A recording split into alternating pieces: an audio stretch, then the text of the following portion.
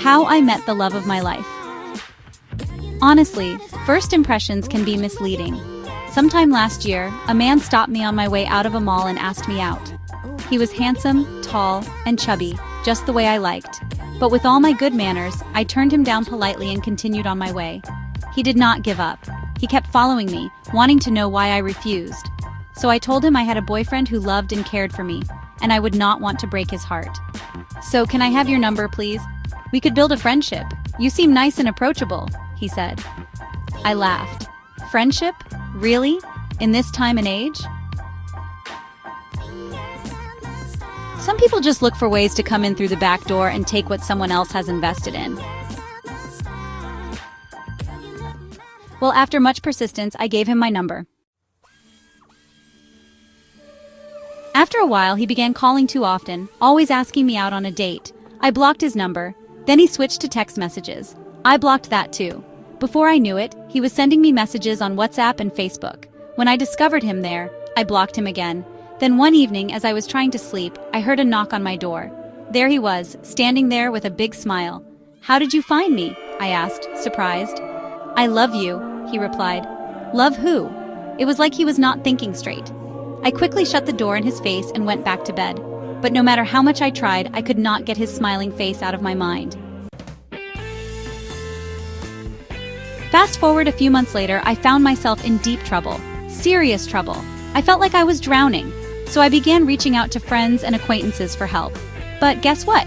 Within a short time, I realized I was completely alone. No boyfriend, no friends, no one. Well, some friends were kind enough to offer words of encouragement from a distance. "You can do this. Stay strong. Things will get better. Keep fighting." Words, just words. Everyone had something to say, but no one was actually there. No one stood with me. No one provided help or direction. Gradually, I slipped into depression. I became bitter, angry, and exhausted. Nothing seemed to make sense anymore. I attended different seminars, listened to therapists, and tried making new friends, but nothing worked.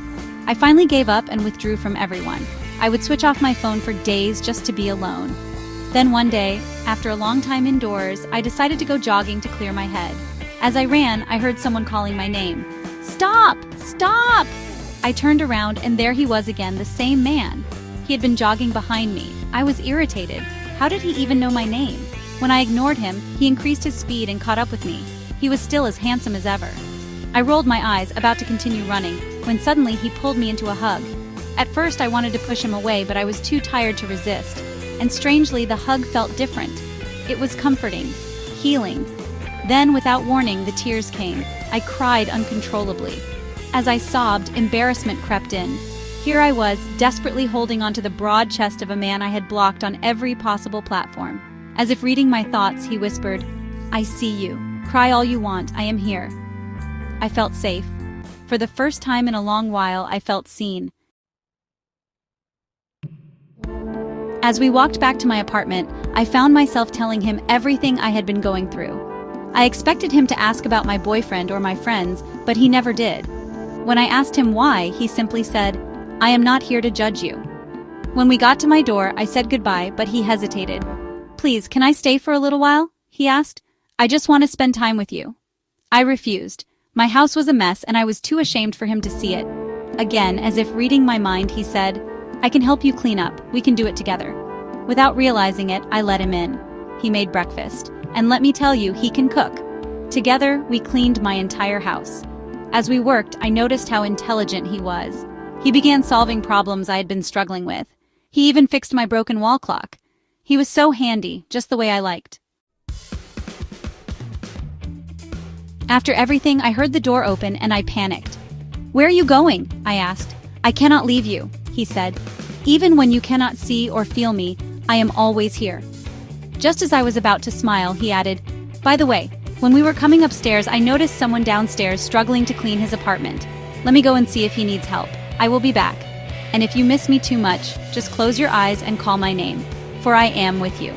Ladies and gentlemen, I present to you my love, Jesus Christ, the one who gave up everything for me and for you. I present to you a love that is real, a love that is not selfish, a love that is deep, pure, and reckless in its pursuit of us. A love that has no backup plan because it is all in. I know we all have our own beliefs, doubts, and struggles, but I can tell you this, he worked for me, and he can work for you too. From me, he is reaching out to you. You may have blocked him on all platforms, but he still stands at the door of your heart, knocking. You do not have to fix yourself before you let him in. You do not have to impress him. He does not judge, he just wants to love you. But he will not force his way in. No, he is too much of a gentleman for that. You have to decide for yourself to open the door and let him in.